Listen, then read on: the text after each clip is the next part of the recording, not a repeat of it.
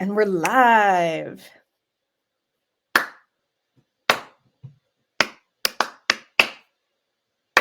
Hey. Hello, LinkedIn. Hello, you. Thank you for being here. Welcome to Voice Chats with Malika. I am Malika Amandi, and I'm the founder of the Center for Women's Voice, where I help women communicate without apologizing or overanalyzing. And this month, we are exploring the theme of worthiness, which is so juicy. This is something so close to my heart. My kind of underlying mission in life and with the Center for Women's Voice is to help women know their worth and live accordingly. So I think it is so important for us to really tap into what worthiness means for us, how we cultivate that. And today we're going to look at that kind of through contrast. So, really examining unworthiness and how that manifests. Unworthy behaviors versus worthy behaviors, unworthy thoughts versus worthy thoughts. So I'm going to share just some things that I've been thinking about and noticing. This is all from either things that I've experienced personally or things that I have supported clients through. So this is all coming from a place of reality. And I think it's helpful to get clear on what unworthiness looks like for ourselves so that we can move away from it. Because I think it's very difficult if you don't identify or own that you are feeling unworthy or acting in unworthy ways. This whole concept can feel really abstract and elusive. And it's like, of course, we all want to feel worthy, and we all want other people to think we are worthy human beings and valuable. But how are we communicating that with our actions? So look for yourself, look for your friends, look for things that you recognize in these examples. I'm going to kind of work through a few different categories that came up for me. So the first is in the category of self-care. And that is the way that you treat yourself on a daily basis, moment to moment basis, the way that you regard your own person. I think unworthy behavior can look like ignoring your physical needs, not going to the bathroom when you have to go to the bathroom. I've talked about this before in other contexts. This is one of my the pet peeves for adults. When I hear this and when I find myself in this situation, it's like that is a very kind of basic thing. If you have to go, you have to go. But often we will put ourselves in a situation where it's not allowed, or we feel we have to ask permission. And I think that is an unworthy behavior, right? If I don't even have the autonomy to use the restroom when I need to, there is something else that I'm holding is more important than my own basic physical needs. Unworthy behavior in this area could look like skipping lunch, just working through, powering through, right? I just got to push through. I'm hungry. I haven't had anything since 8 o'clock, but I don't have time. I just have to power through. So ways that we pretend that we are a robot is kind of unworthy behaviors, feeling like our own physical limitations are not relevant, and that there is something else that is more important. This could look like putting off doctor's appointments. Oh, I'm fine. I feel fine. My tooth has been bothering me for 5 months, but it's fine. It's okay. It'll work itself out, right? Some of these might feel like they are masquerading as just valuing convenience or time, or valuing the mission of the organization or something ahead of you. If you don't have time to eat lunch or go to the bathroom, it's because the work you're doing is so critical. And so it can feel like, no, I'm not devaluing myself. I'm just really care about this other thing.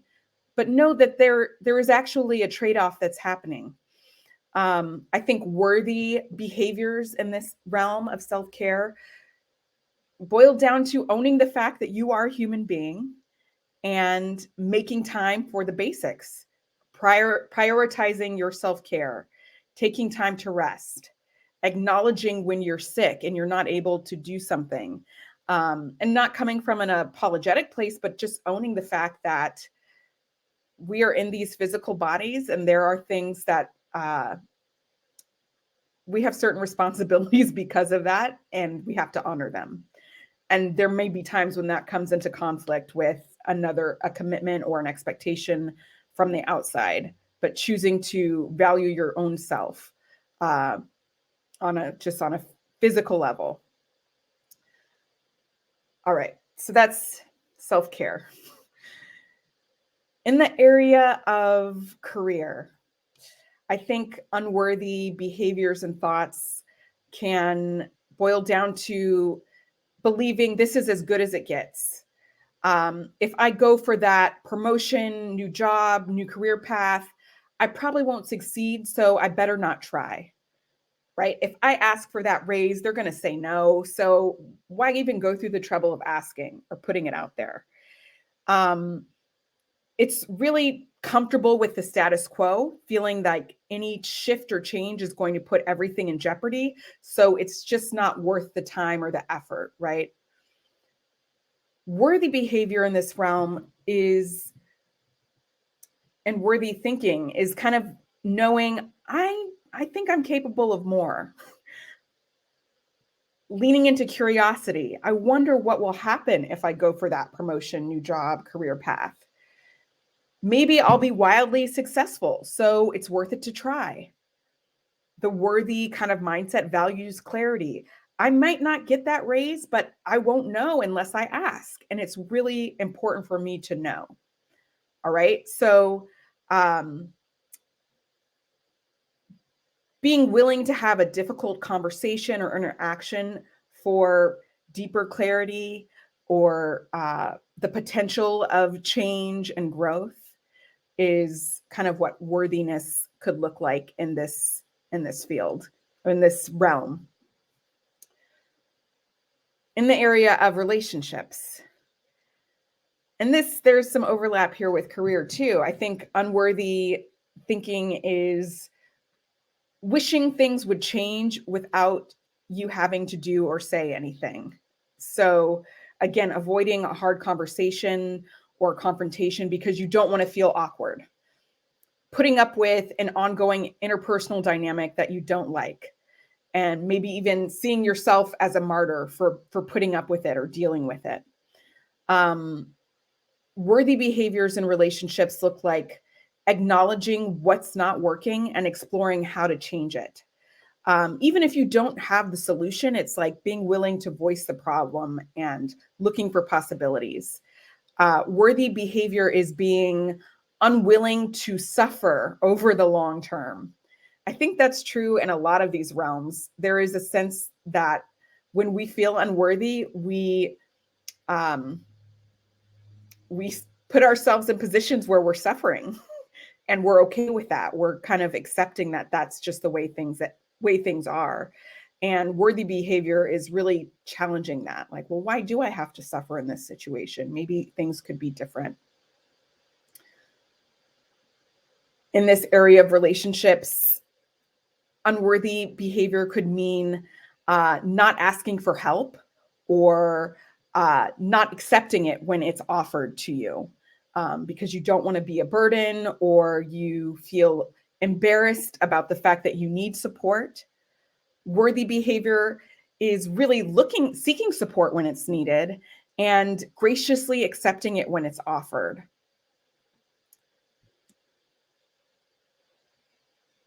In the realm of time, I think unworthy behavior looks like not having any boundaries around your time.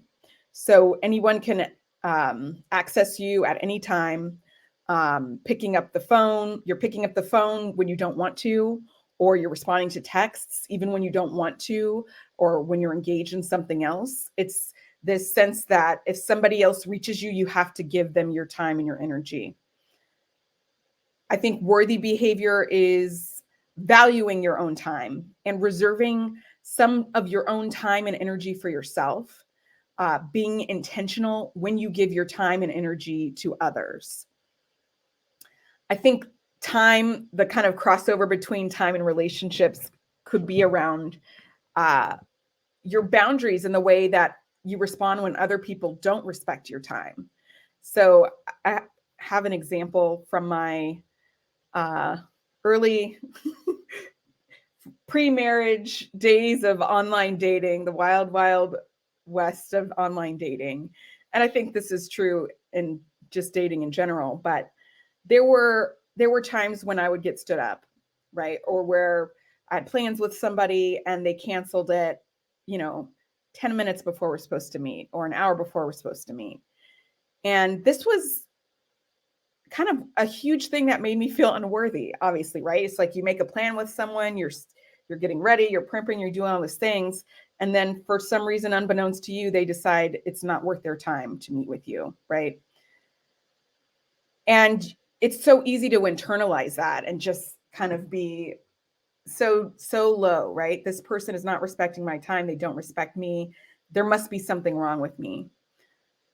So that was kind of how I started out. And that happened enough times. I kind of decided, you know what? That's bullshit. I am worthy. And the way that I communicated that to myself, the worthy behavior that I kind of adopted was that no matter what, if I had a date with somebody, if they canceled, I was still going to go. I was still going to follow through. I would go to the movie by myself. I would go to dinner by myself. Whatever the thing is, I would just commit to following through and making it about me. This is something that has carried through. You know, when this happens with friends, we make plans and going to some restaurant we're both looking forward to. Friend can't make it because their child is sick, any reason. It's like, okay, bummer. And I'm still going to go on my own. That's a way of communicating to myself that I am worthy and I value my own time. So when I make plans, I choose to follow through. All right. Money. You knew there was going to be something around money in this. It's very difficult to talk about worthiness and value without exploring money. I think unworthy thoughts around money are the sense that it is not worth it to spend money on yourself, even if it's connected to something important. So feeling like when I spend money on myself, it's a waste. And some of these things are really, particularly around money, we learn these things really early in our lives. Often they are values or behaviors that our parents modeled, and we just kind of take them in. It could be connected to some circumstance that your parent was in, that you're not actually in that circumstance now, but you've adopted this kind of unworthiness around your relationship to money. I think some other unworthy thoughts around money, feeling that money is terrifying, money is more powerful than I am, money keeps me from having and doing what I want. I think on the flip side, worthy feelings around money come down to understanding that money is currency and that money is a tool that I can use. Money is a way to transfer energy. Knowing that if I'm spending money on myself in regards to something that is a value of mine, that is an investment and that can create other growth or other opportunities. Yes. So money, there are a lot of different ways that this can play out, feeling unworthy or worthy around money. And it's something I've done a lot of work on myself around with my friend, money mentor, Katie Chen Mazzara, who you've seen on this platform with me before.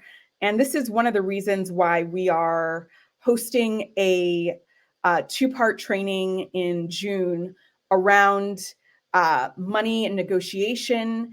And fittingly, it's called I'm Worth It.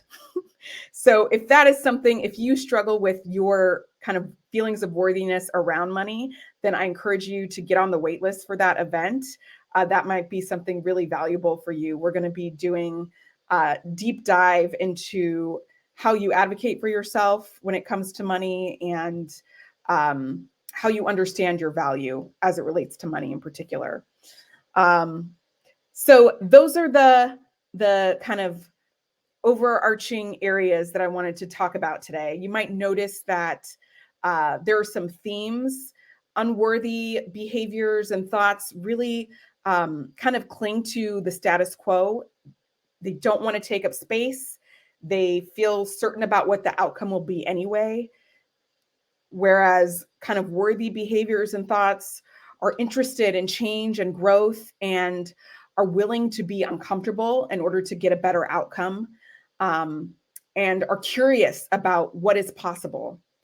So I would love to hear from you kind of what your worthy thoughts and behaviors are, or some unworthy thoughts or behaviors that you recognize. And I just want to be transparent. We all go fluctuate between these two things. So it can feel like, oh, I'm so sick of the unworthy things. And they just come up, they're thoughts. They're ingrained. A lot of these things are um have been instilled in us from a young age. And so I want to encourage you to be kind to yourself as you think about this in your own life, and know that kind of identifying those thoughts is the beginning of moving away from them, and that it's a practice of kind of continually investigating and then choosing into worthiness. So I hope this is helpful for you. Um, Again, I would love to hear from you, your thoughts on this. And if you are interested in that I'm Worth It workshop, there'll be a link below. Go ahead and sign up for the wait list. Thank you so much for joining me today, and I will see you next time. Bye.